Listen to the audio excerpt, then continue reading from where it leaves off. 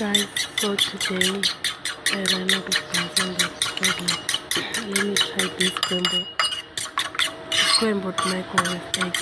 So here I seasoned it and then I was scrambling it, put it in the microwave for a minute, took it out, started mixing it together with the fork, and then I put it back again out 30 seconds, and then I took it out. This is how it looked. 30 seconds.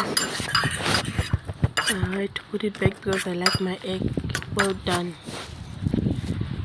This is how it looked when I took it out again.